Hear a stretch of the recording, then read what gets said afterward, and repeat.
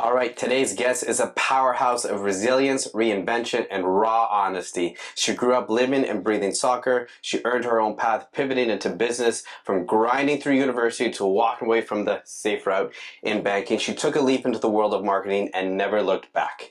She's now 4 years deep into building a career in marketing and 2 years into podcasting, with a journey that includes turning setbacks into setups.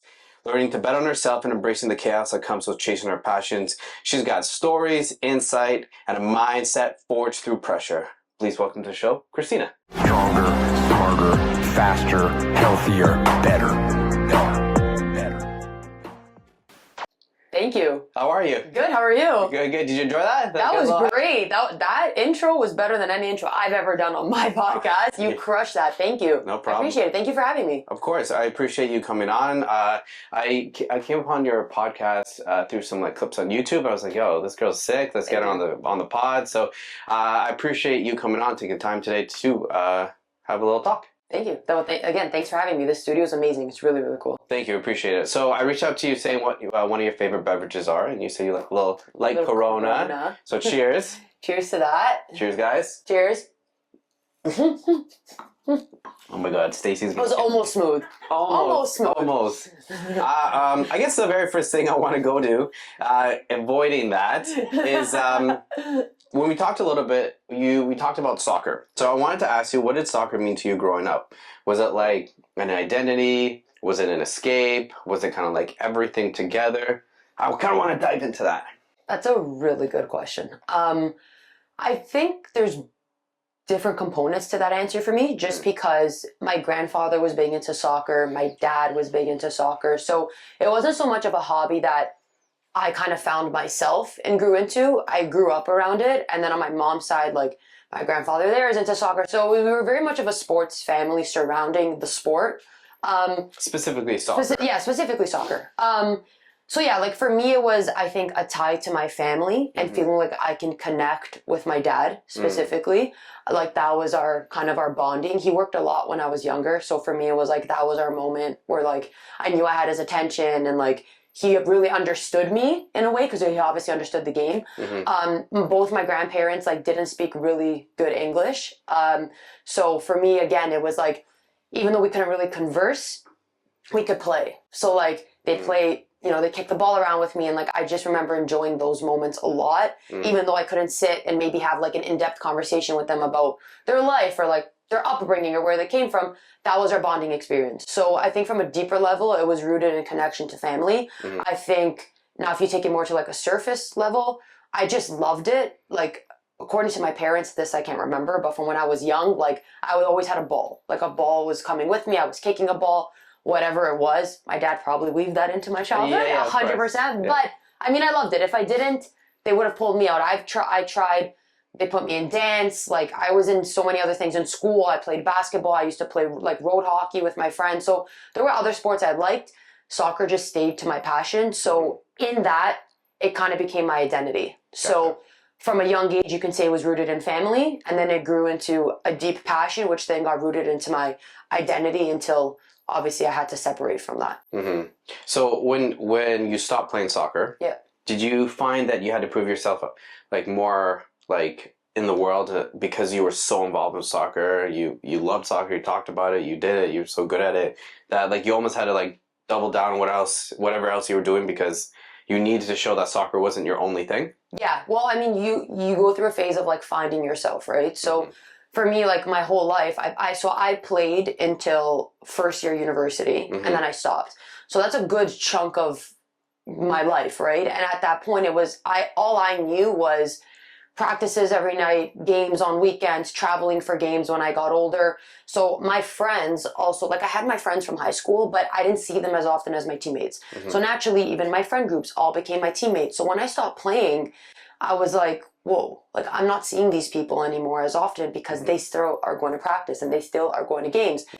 I kind of have to like redig myself back into the social wheel of life. Like I was still in university. I'm like, okay, I have to start making friends in my classes. I didn't have to do that first year because I was on the team already. So I didn't feel a need. Yeah, I was like, oh, I got my girls. Like after class, go straight to the athletic center. I'm safe. It's secure. So there's that aspect of it socially. Then there's the whole work side of it. friends from high school had already been in jobs because they came out of high school. As soon as they started university, they started applying for jobs.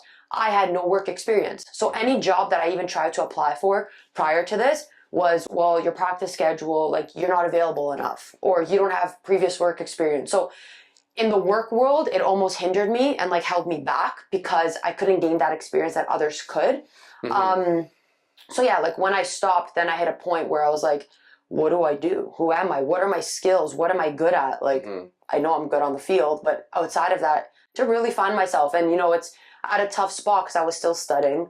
I was studying business, which I was like, hey, where do I want to go with this? So yeah, it was definitely a journey of trying to, I guess, prove myself to not only others, but to me, of like, I can accomplish things outside of sport, a sport that I tied my identity to my whole life at that point. And did you find that you like a lot of times you kind of stumbled into trying to get that direction of where you are after that sport? Yeah, like I think so. I got lucky in the sense where when I stopped playing, one of my friends had literally just quit the bank, like working at the bank, but had said to me, hey, like I can get you in, I can get you the interview, whatever. And I was like, okay, so I didn't even have to do a typical application process. I just got referred to, I got the interview. In the interview, I was nervous because I knew the question of, well, what's your previous work experience was going to come up. You're waiting for it to I was waiting, and the like, honestly, like, God bless her. Her name was Val. She was the manager at the time. She literally was like a mom to me. She saw me sweating. Like, my hands were sweating. I was like this, and she's like, you can relax. And I no way, like, really? Then I got more nervous. I'm like, well, now I'm showing She sees that I'm nervous. Yeah, like, she knows I'm nervous. You know I'm nervous. Yeah, so I was like, it's so bad. And she was like, don't worry, like, and the question came. And then I explained why. I was honest. I explained why I was nervous. But in that moment, I realized that sport wasn't a waste of time because I was starting to think of that mindset. Like, did I waste my life? I didn't. It actually taught me so many things that I then brought into the workforce that her as a manager was able to acknowledge. I captained my team for I don't know how many years. She took that as leadership. She's like, you're definitely coachable. You're adaptable. These are all things as a manager in the real world I need in an employee. I don't care if you're book smart. If you don't have those things, then I may not be able to work with you or have you on my team. So when she was saying all these things to me, I had this moment of like, okay, wait, hold on. Maybe there was more to that journey that I was on. And it gave you that kind of confidence back too. 100%. Because I'm like, okay, so wait, I did learn things and it's actually being appreciated. So from there, like I got the position, I got into the bank. So I didn't really stumble so much in the gap between quitting and getting into the work world because that happened really fast. But when I was in the work world, like I had to figure out, do I want to stay in this? Is this really what I want? Or did I just get lucky? I got the job, I'm making money, but it's not where I want to be in 5 years, right? So that's where the stumbling came about, was figuring out when I was there, how long am I going to stay here? And is this something that I truly believe is for me? And then also like communicating that kind of stuff with like your dad and your family. Like how did that go? I'm not going to spell this one. Yeah. Let's see. So, fun fact, before I accepted my scholarship, I actually wanted to quit. So I had a conversation with my parents. I'll never forget. We had like a movie room in our basement and they were watching a movie and I went down one day and I don't know if it was fear or nerves or whatever. And I just said to them like, and I had all these scholarship opportunities on the line. Like at the point I could have went to the States, I could have played D1, I could have stayed here, I could have went away, staying in the country. Like I had a lot on the table and I just went to them and I was like, I want to quit. And they just kind of looked at me like, you worked so hard. Like, why, you know? And I think I was also getting nervous. I had a lot of friends older than me and they were telling me about the commitment and the work ethic and what's needed when you play at that level. And it was kind of fearing me out. Like, wait, this is way beyond like being fun now. This is going to take up a lot of time in my life. I always knew, I was like, I don't want to play Team Canada. I always knew I didn't want any national thing. I could have had the chance to go to Europe, but that kind of got ruined for me when I was a bit younger. So I was like, okay. So what I then told myself is they were understanding. My dad's point of view was just like, listen, like, try it for the year. You have the scholarship anyways. Like, sign it, play. At least you can say you tried it. And if it's not for you, you don't need to continue. And I also was in this mindset of I felt like I kind of owed it to my parents as well. Because they obviously funded my entire journey with sport. And driving you there and the training. The time and all that. And I was just like, okay, like, you know what, like I worked this hard. Obviously scholarship helps them with tuition too. Yeah. So I was like, anyways, I got through that stumble, which was pretty hard. And I played. So I played the year. And then after the year, that's when I was like, okay, like I'm gonna quit, basically. And when you told them that, so they kind of saw it coming, and I don't want to out anyone, but like the coach at the time didn't really see my full potential, and I was told to literally dumb my play down, and I was like, I'm at what's supposed to be like the highest level of sport, of what I want to achieve besides a national level. There was no like CPL for women at the time. There was none of that. There was League One, which was semi-pro. I had already played that. I was in that when I was like 16, 17 and like inaugural year. So for me, it was like, okay, I'm here. I'm supposed to be playing with people that understand this caliber of vision and like how I'm playing the ball. And you're telling me, hey, dumb the play down. So I was like, yeah, I'm not appreciated. And what made me more frustrated was that I wasn't even supposed to be playing at Ryerson. Like I was supposed to go to Laurier, and the day before signing night I made the decision to go to Ryerson. So I always say, had I went to Laurier, I probably would have played all 4 or 5 years, because I know friends that went there and the dynamic of that team and how that went. But yeah, like it wasn't for me. The girls were great. They were a good time. It has nothing to do with them. It was just like from a coaching perspective, I didn't feel appreciated. And I was like, okay, like that's it. I'm not going to put, it was like I was commuting. It was 5, 6 a.m. days, lifts, training. I would like sleep in the change room. Like it's a lot. You're a right? high-end athlete. Yeah, right? so it's a lot. So I was just like, I can't do this. So when I went to tell my parents, they weren't as surprised, because I was already venting these concerns to them as the season was going on. And they're probably seeing this themselves For too. sure. They see the exhaustion. Like my Christmas break that first year, it's right after your season. So you have your season, your Christmas break, and then off season starts. I went home and I literally think I slept for like 3 days. And my mom, obviously at that point, was more concerned about my health. So I was just like, listen, if I was being acknowledged and appreciated, like I could figure it out with my schooling. I could make this work. Obviously, it was my first time adjusting to it as well. But for me, when I weighed out the pros and the cons, it wasn't worth it. So I stopped like at that point. All right, guys, we'll get back to the podcast, but I just want to give a little bit of a shout out to our sponsors, Northern Hydration. So it's a Canadian company. They sell electrolytes. They have lemon, they have lime, they have orange. My favorite is the orange. It's one of the best flavors in my opinion. But use our discount code GetAlpha10. Other than that, let's get back to the episode.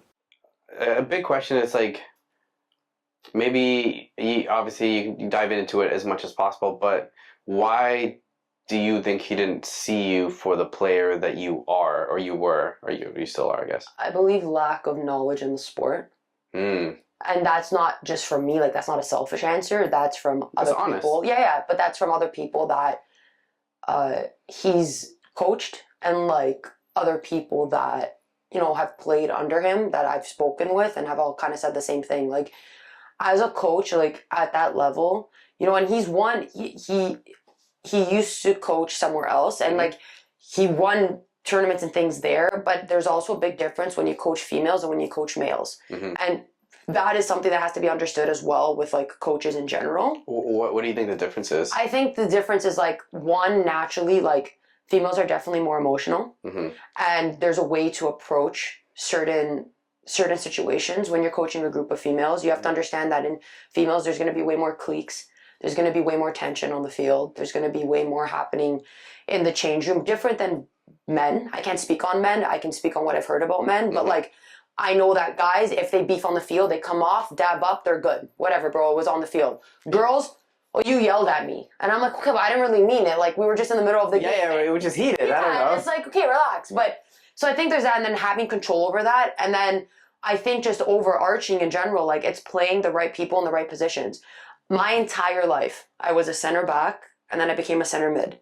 I go to university, I'm being played on the wing. I can say I'm intelligent when it comes to the sport, and I know my strengths. Yeah, you have I know good my soccer weaknesses. IQ. Yeah. I'm not fast. I will never tell you I can beat you in a race. My fitness scores, I'm never the fittest on the field. So you putting me on the wing is helping no one. Not even yourself. Like, it's helping nobody. No one understood it. They were all like, why is she on the wing? Like, even my parents were like, why? This makes no sense, right? Obviously, you can only argue so much. At the end of the day, the coach is the coach. And I want to play. So I'm like, okay, I'll play there. That was a big, big problem for me. Because I'm like, I'm not going into next season and playing on the wing. and not just me, there was other players being put in positions where they shouldn't have been, and they would have been more useful in other spots. And it's like, but that's your job. We shouldn't have to. And I had assistant coaches come up to me, pull me to the side and be like, he's not seeing your full potential. Like, he's not playing you in the right spot. Like, that was a good pass. He shouldn't have told you that. So I'm like, if your assistant coach can see it, why can't you see it? So it was like a big thing for me. I was like, I'm not going to keep wasting my time here when I know my skill level. I'm also getting older, and I'm like, I started my year concussed. In a preseason game, we played Western. I went up for a header. The girl elbowed me right here. I just dropped. So I played my whole first season concussed. So I was already delayed. So it was just a disaster. And I'm like, long story short, like, it's time. I'm out. That was it. Yeah. Was it. Yeah. So I mean, I know you didn't play D1, but you had D1 offers. Yeah. What do you think? Like, they don't hand that out casually. No. What do you think made you stand out as an athlete? That's a good question. Honestly, I think my vision. My vision to be able to see passes that literally after I would make them, people would be like, holy shit, how'd you see that? Or like, that was crazy. Or like, how So did you have the foresight of Yeah, and I play. get that from my dad. My dad had that like insanely, and he would be the only one. Like, I'd play a ball sometimes to the point where sometimes even other players couldn't read it, and like then I'd get yelled at because I understand how when you're watching the game, it doesn't look like the pass was on, but from where I am, I can spin the ball through the gap. But it was cool because growing up, I played in an academy, and those girls I grew up playing with, so we all learned each other's playing styles.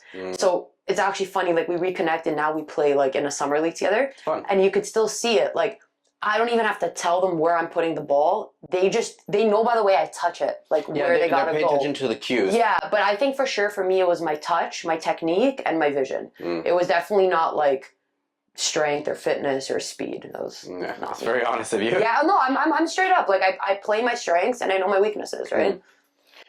So take me to you working in the bank. What made you finally quit the bank? Was it like a slow burn? No, Was it like a snap decision? It was snap. So I was in the bank. I was a teller for 3 years. My final year became an advisor, and everything was good. I was like, okay, I'm moving up in the ladder. Like, I didn't know. I knew at some point I was gonna quit. I just thought it would be like 5-10 years down the line after like I was in there for a good amount of time. I always kind of knew I wanted to start my own company.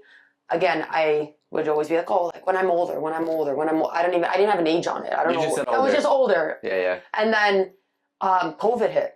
So that was my pivotal turning point. I had like strong views in what I believed about the situation, and I didn't agree with the rules that like were being put and implemented in banking corporate structure. I took a deep dive into you. Yeah. And I agree with almost everything you've said. Okay, good. So don't worry. I vibe with that. Okay, good. But yeah, so like I didn't agree with the way they were handling the situation. Obviously, they were forcing vaccines on people or testing or all these things.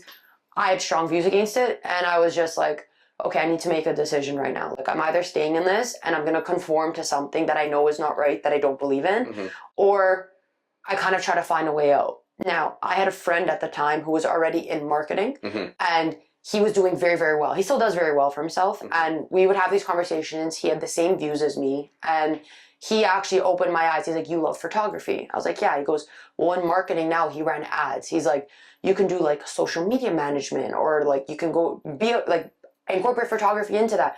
Anyways, through a lot of conversations, he basically convinced me to like start an agency. And I just said, like, I don't want to leave the bank if I'm not going to make the same income that I'm making now. And he's like, how about this? I promise I'll help you get your first 3 clients, which literally amounted to the same I was making at the bank at the time.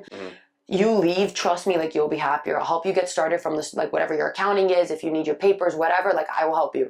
I was like, okay, like, I trusted him a lot. And that was it. Like, I basically put in my 2-week notice at work. I put it in right before the final implementation came to do testing and vaccines. And then I quit. And then he helped me kind of like kickstart my business off and like get me my first few clients. And for me, it was an eye-opener of how people work in these corporate structures, and it takes them so many years to achieve a certain income. When you work for yourself, depending what you do, you can achieve that income in way less time. You know, like, or at least in marketing and like what I would. Yeah, it depends. I mean, I would like to say if you work for yourself, I do believe you can achieve whatever you want. You just have to be willing to take the hits. Yeah. And be patient. Like sometimes you get anything you want, like, but at different paces in your life. Yeah. Yeah. Right? Yeah. So sometimes it's the same avenue, but just kind of, it takes a little bit more time, right? Yeah, for sure. For sure. Okay, so I like asking this to people. What do you feel? Oh, where is it? Right? Where is it? Okay. So what limiting belief did you have to kill in order to move forward in your life after bank? I think, okay, after I was going to say, because I think that's different at each point. After the bank, honestly, a big limiting belief was that I'm a female in an entrepreneurial world that's typically dominated by men. So I wouldn't achieve success. So that was a big thing I had to squash. And especially like at the beginning, I dealt with it. I had clients come on and like if they were referred to by my friend, like they would be like, well, can he come in the meeting? I'm like, why? And they're like, well, we just want to hear what he has to say. And I'm not an idiot. I'm really good with energy. Like I can pick up why you're asking me that question. So it got to a point, it happened a few times. And then I hit a point where I was like, I'm fed up. Like maybe at the beginning I didn't have enough knowledge and you wanted that guy there. But then I hit a point where I knew what I was doing.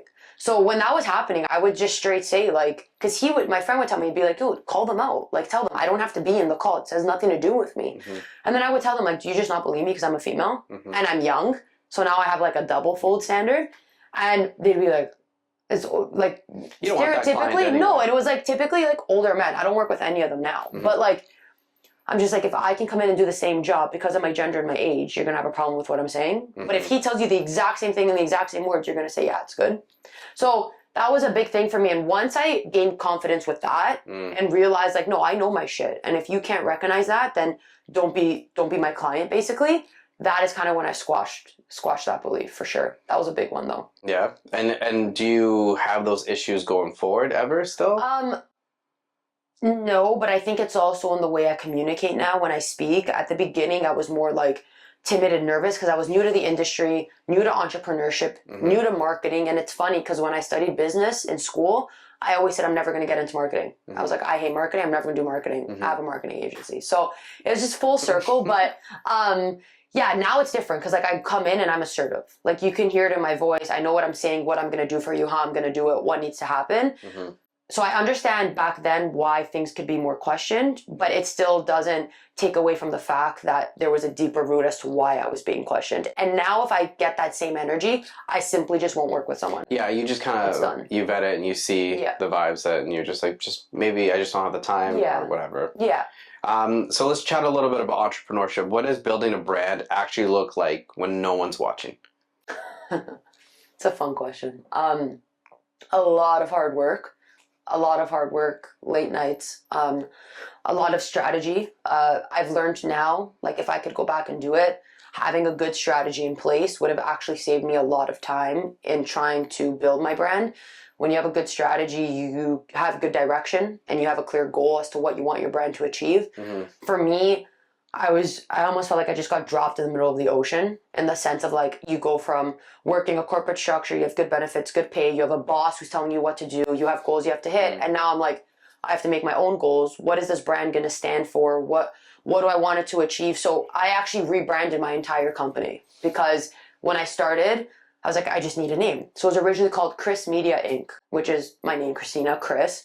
Media's marketing. Yeah. It was not that creative, but I was like, I'm running. But it was to the point. It was like you could understood. And then I was going to a conference in Florida last year, and I had a business coach at the time, and he was like, "You need a rebrand." And I was like, "Why?" And he's like, "Think about it. Chris Media Inc. sounds like you're a freelancer. Like it's just you. It's your company." And I was like, "Okay." He goes, "So why don't you do something that sounds like an empire? Something like you have a team." Like, because I did have a team. I was like, "Okay, you're right." And when he said that to me, I realized like building a brand behind the scenes, had I taken the time then to really think about how this name would be perceived by potential clients, by like people I want to work with, I probably wouldn't have named it like that. I named it fast. And I named it, then I was trying to build the brand. Whereas when I rebranded, I thought of what I wanted the brand to represent. Then I dove into the brand. So I think building a brand behind the scenes it takes a lot of time and effort, because at the end of the day, even as an entrepreneur, your brand represents you. So you are infused into your brand at the beginning, especially if you don't have like a team or a massive company.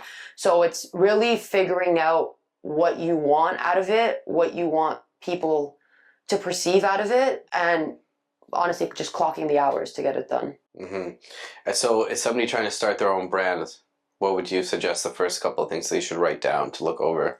I would say, obviously, one, figure out like what your company is, what you're doing. I would say you as a person, as the owner, what are your values, your morals, what do you believe in?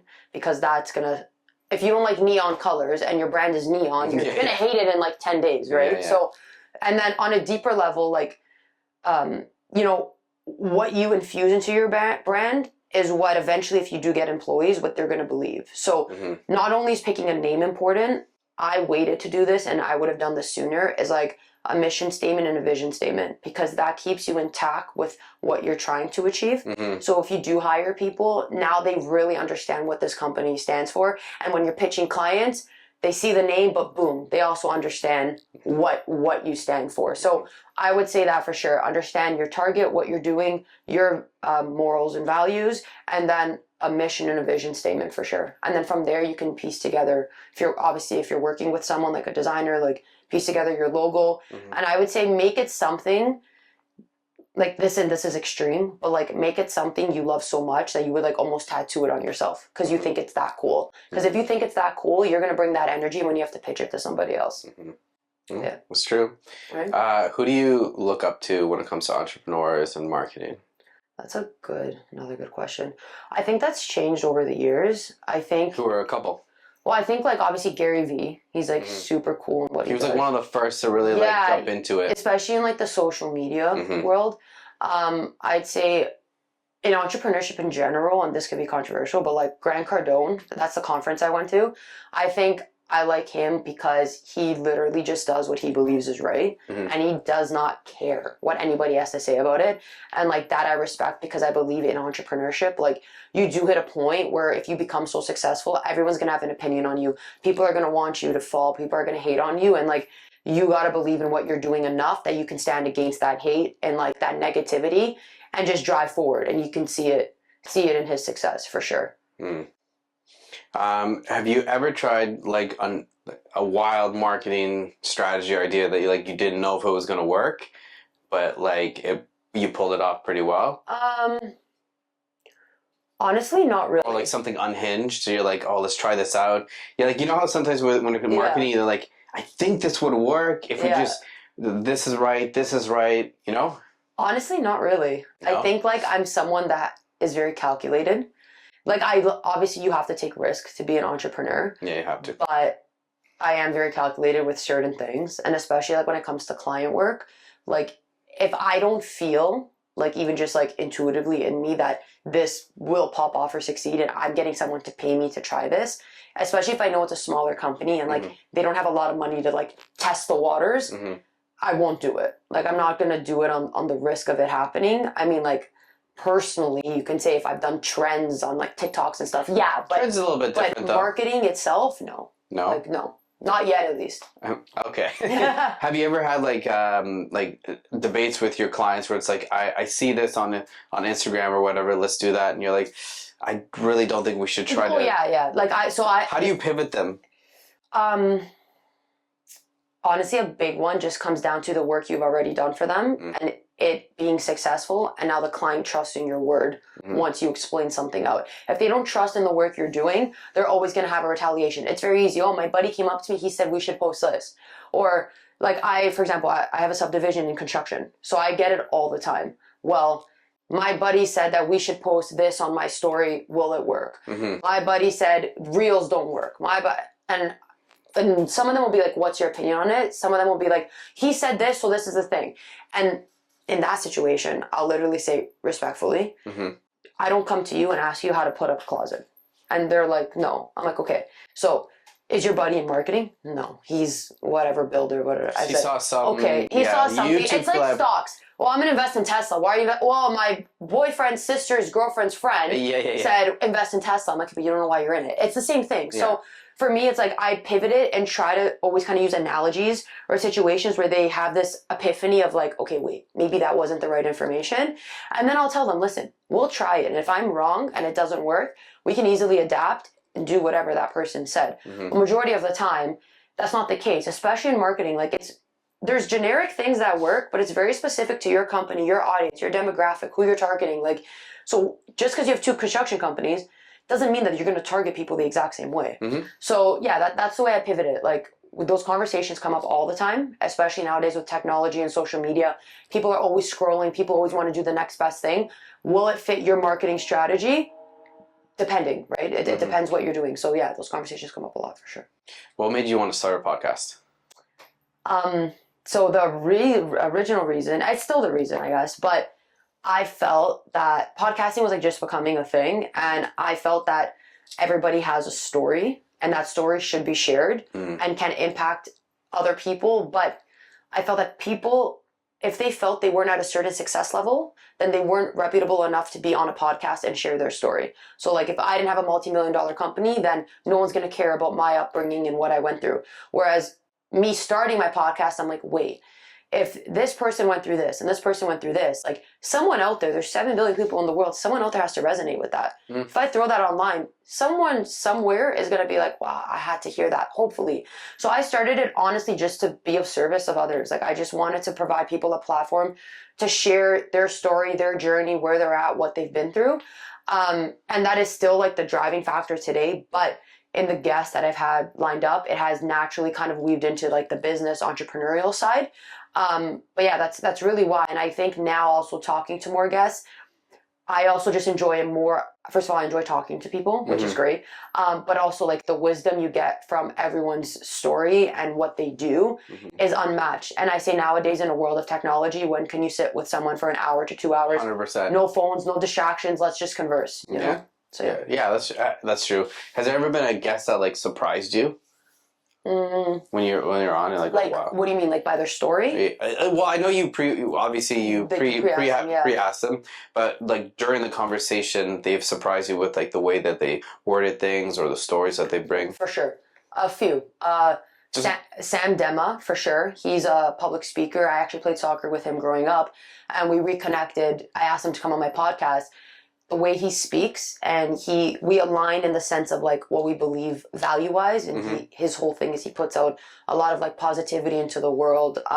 He's really, really cool. I suggest all you guys check out his page. He's popping off. He literally goes to different schools. He travels and gives like public speeches. But the way he was speaking, there was literally one point in the podcast where I like froze, and I was like, you just inspired me. Like I literally said, I was like, I don't even know what I'm going to ask you next. Like, and it was the first time that ever happened to me. And I was like, wow, like I just got hit so hard in this interaction, and it blew me out. I knew he could speak well. He was, but in what he was saying at that time, like, I don't remember exactly. So precise. It was so precise. His words were so clear that I was like, whoa, like every word you just said was so intentional. And then outside of him, another very good communicator I had was Tyler McClay, who also speaks very intentionally with everything he says. So you're very in tune when you're listening. And another person where he was talking about communication, and I was like, wow, like I was thinking about how I just talked in the last half hour, like did it align with what he's saying? So those two for sure. And then I think story-wise, I would say Mark Prada, because he went from being pro BMX biker to a tattoo artist that was actually on TV, sold his company for millions, lost everything, became extremely suicidal, literally with an attempt, and then bounced back from that. So that was probably like the deepest, craziest full circle story I had, for sure. That's pretty wild. Yeah. So your process for getting a guest on, like tell me how that goes.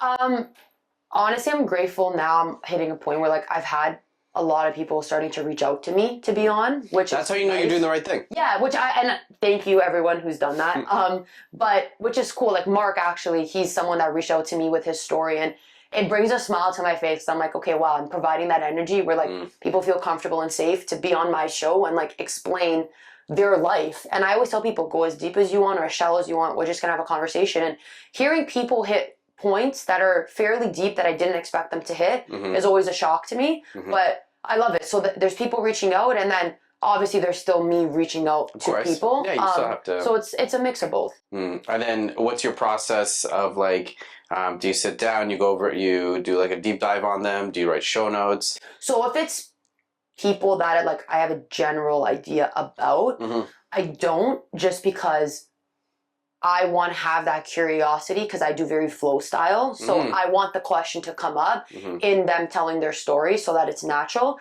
If it's people that reach out to me that I literally know nothing about, then yeah, I'll dive into them, see what other podcasts they've been on, what have they spoken about, to learn more about them. But each guest throughout the board will always get on a call either a day or two before, run down. I'll ask them if they have any goals they want to achieve from the podcast. Is there something specifically they want to talk about, a question they want me to ask them?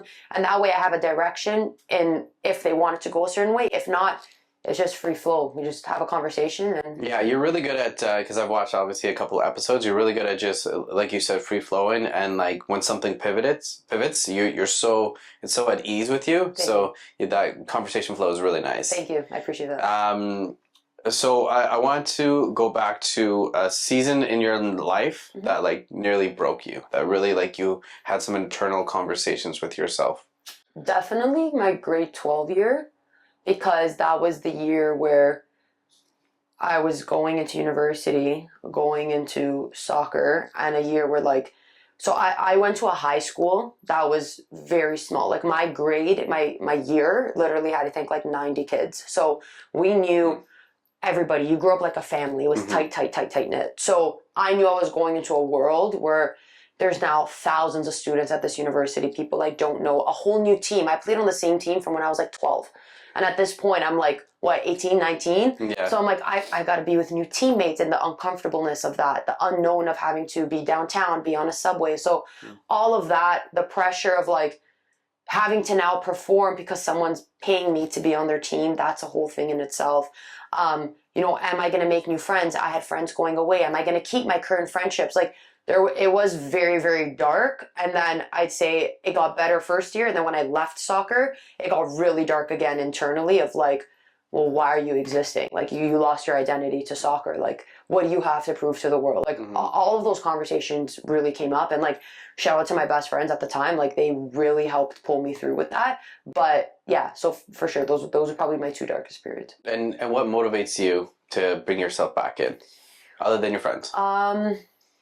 I'd say I always felt like I had this calling to impact the world. And I think now through podcasting, I'm finding that it would be through my voice. But at the time, I didn't know what it was. I just knew that like I wanted to make a difference in people's lives. Like I would try different things. Like I make like coffee pages, hoping that like maybe like I can inspire someone to go to a new coffee shop. Like everything I did, I wanted to somehow affect someone else in a positive way. It wasn't ever for me. So I think that's what kept bringing me back, was like, I always felt like I had to be there for others. Well, if if I'm in this dark place, then how am I going to show up for my parents or my siblings or my friends if they need me? So that's kind of like what brought me back, which now looking at it is like, it's great, but the thought process then should have been for myself, which it is now. But yeah, at that time, that's what it was for sure. You paused the podcast for a bit, right? I did, yeah. What was the reasoning behind that? I didn't have a place to film. Okay. So I started, I was like, I have a marketing agency, I have a camera, I'm going to shoot out of my home office. Literally, it was upstairs in my house, it was in my home office, and I would just have people, I put my camera up, I had the gear because I had the agency. So I just did that. I spent money though on like the actual, like the big mics and the Rodecaster. Like I was like, I'll expense it through the business, like no thought process. I was like, you're doing a podcast, someone told me I could do a podcast, I'm going to do a podcast. Yeah. So I started the podcast, I'm like 8 episodes in, only interviewed my friends. That was all that was on my podcast. And I was like, cool, you know what, still to this day, some of my most viewed episodes. So I was like, okay, film my friends, get some conversation out of it. After 8 episodes, I was like, well, I don't, there's no other friends I really want to film, so I have to start asking strangers. Then my parents go to me, so strangers are not coming in our house. And I was like, okay, that's fair though. I get it. Like, they got to come upstairs too. I wasn't in a garage or in a basement. So I'm like, okay, so we're just going to pause. I didn't have the money at the time to go and start renting out a studio.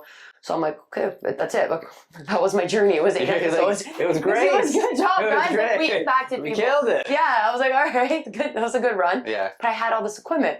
So then that paused. Then last year, at the beginning of the year, I was like, I'm going to take it back up. This time, I'm going to go visit people. So if they're a business owner, I'm going to go to their business and I'm going to film there.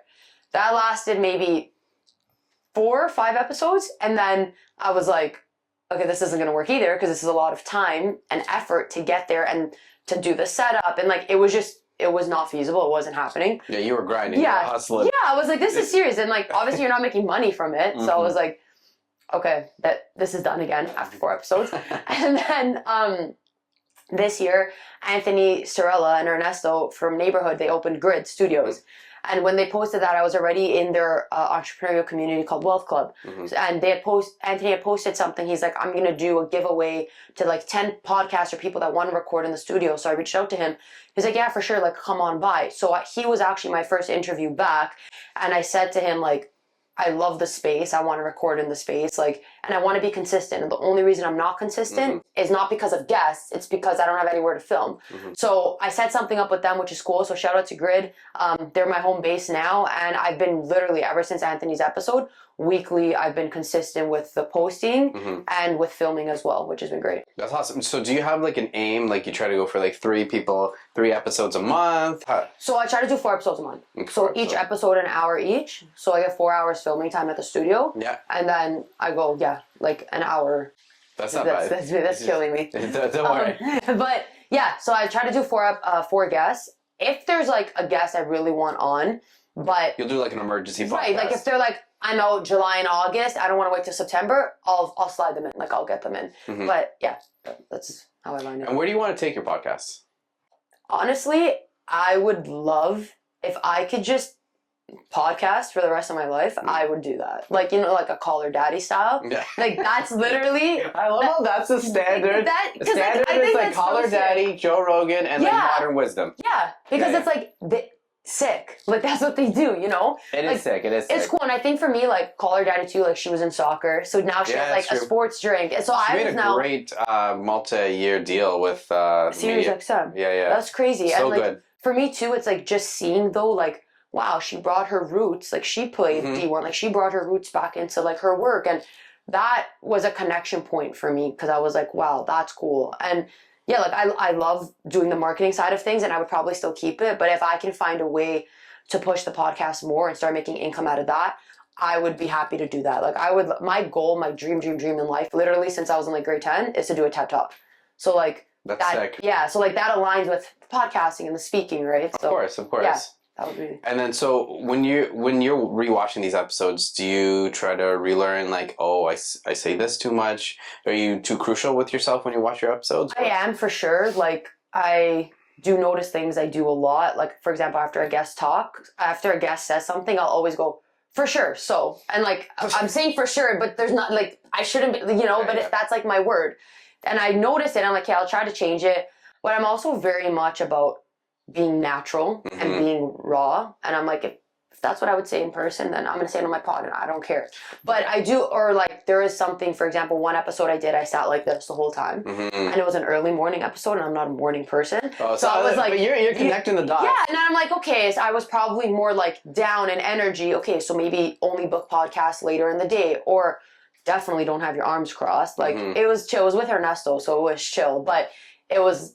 He even said, he's like, it's not a big deal, no one noticed. But for me, I was like, I booked that. And I don't like the way I look energetically. If I'm sitting like this, I don't probably care about what I did care about what he was saying, but it doesn't look like. It doesn't look like right. it, but it and is. Especially because I typically, like, I'm animated. Yeah, so if I'm like this, like, it's not a good look. So there is little things I pick up for sure.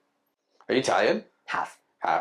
Yeah, I can tell. That's the hands. It's okay. That's the hands. Okay, I can tell. Hey guys, hope you're enjoying the episode. I just want to give a little bit of a shout out to one of our sponsors for the podcast, Methylene Blue. You can find this at Paradigm Supplements. We like to use it here at the podcast just because it helps with gut health, immune system, ATP performance. Use code GETALPHA15 for a little bit of money off. Other than that, let's get back to the episode. Okay, so what are 3 things you've had to unlearn in this stage in your life to grow into the person you are now? Wow. Okay. Deep question. 3 things I had to unlearn. Your success isn't reliant on other people. What you're capable of achieving comes from within. Mm-hmm. And wait, I'm giving you 3 things I learned, not unlearned. You said unlearned. I thought you were gonna. No, those are 3 things. Together. Those are things I learned. Hold on, things I had to unlearn.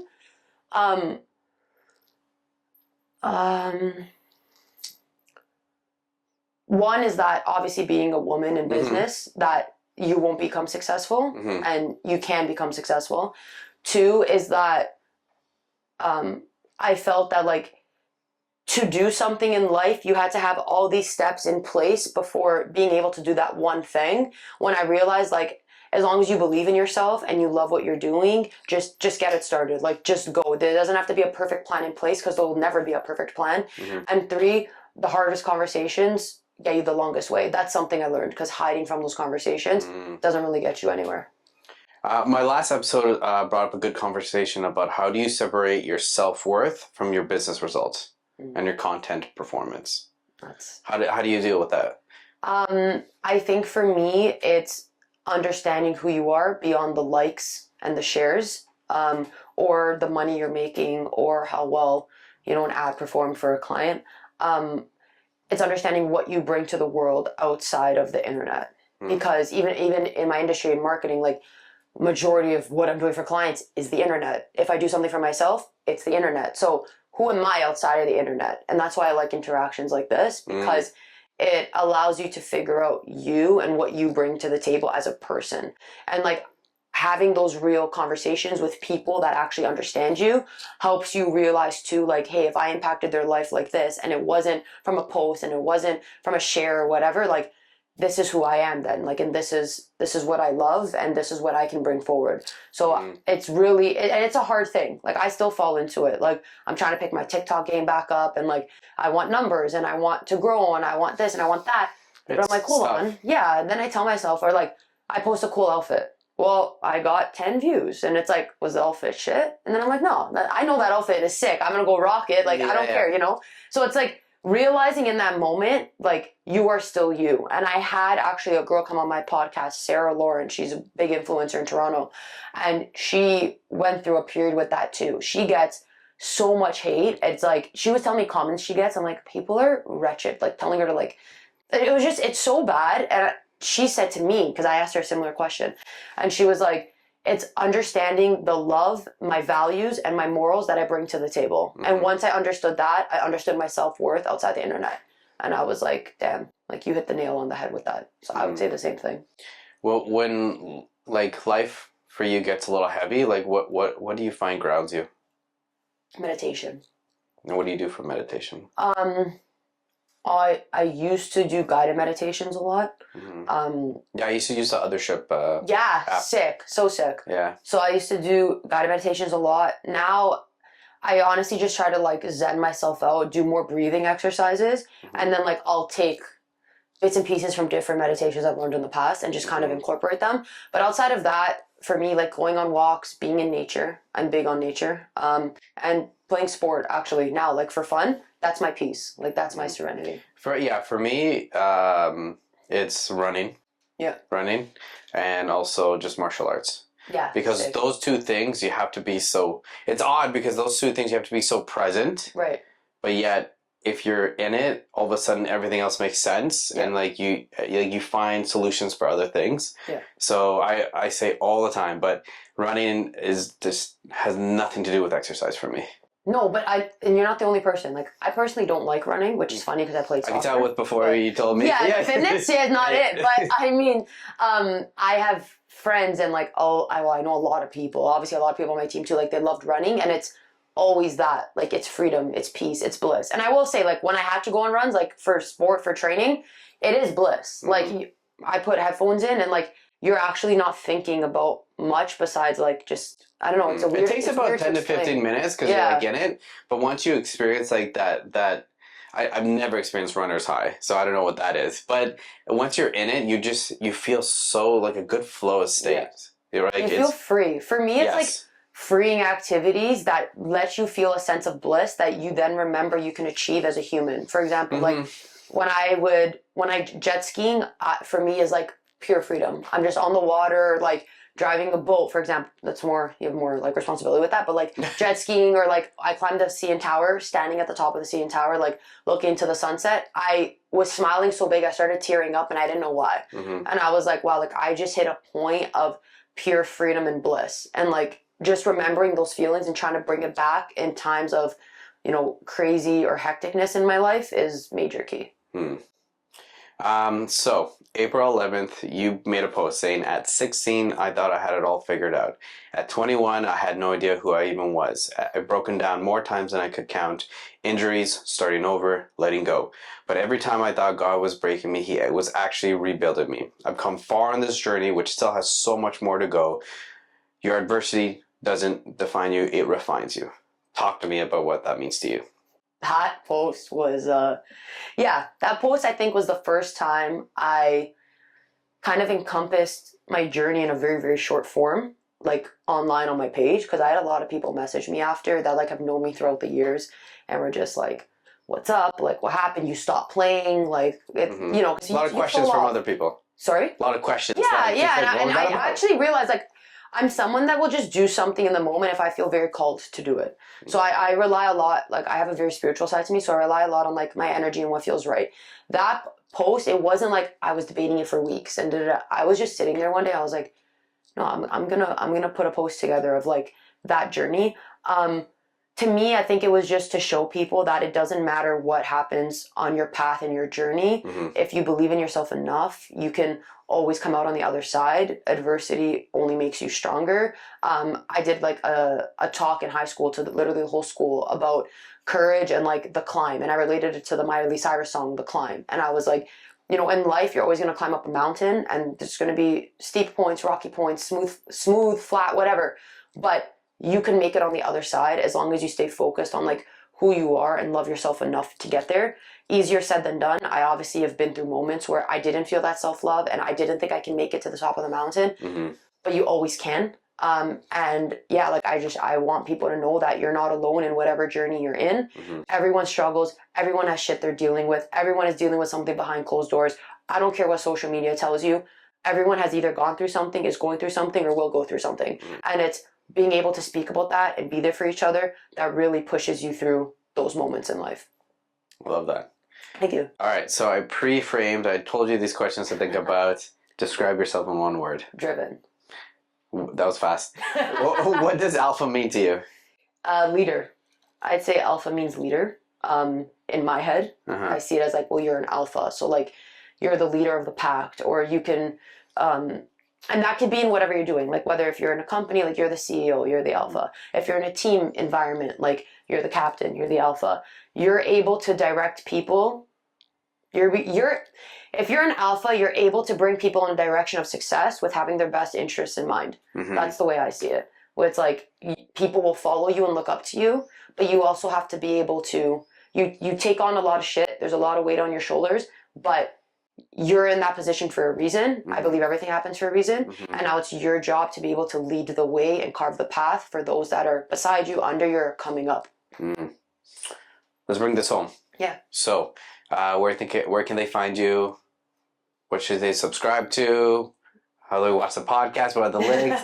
Let's go. Okay, so my Instagram handle is at Kristina Nalbandian. My podcast is at Check the Pulse Podcast.